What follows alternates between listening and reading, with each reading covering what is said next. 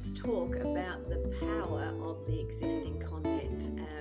What I find is most people, and this includes me, so the mirror's reflecting at me, most people sit on an absolute gold mine of content. What happens though is, and this even happens to me, is when we sit inside our own jar, we don't see the label or the content gold that is on the jar, so to speak. So another way of saying that is we can't see our eyebrows because we're so close.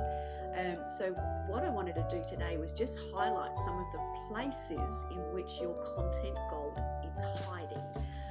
We all know books, we all know keynote presentations, you've heard me talk about your training manuals as well. But some of the real gold where you can join ideas together is content often sits in USBs. You might have had a USB that's got some old content in it from before, and I refer to it older existing because generally when we've sort of moved on from there, we feel that it's old and a bit boring to us.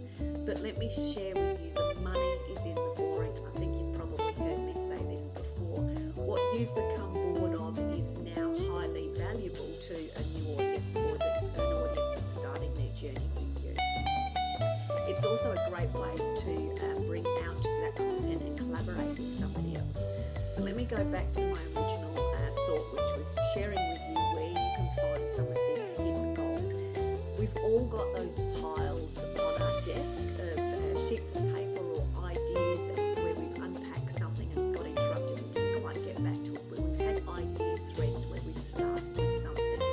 If you take the time on a weekend to tidy out that desk or tidy out those drawers and have a look at some of those content pieces and map it out across a big table, you'll probably find, and this is often the case of the way we work when our clients inundate us with their content, you can actually find that some of those random idea threads will actually fit together. And you've actually started to step out your methodology or a concept or a thinking. And if anything's stepped out in that way, you can create checklists, you can create ebooks from it, etc.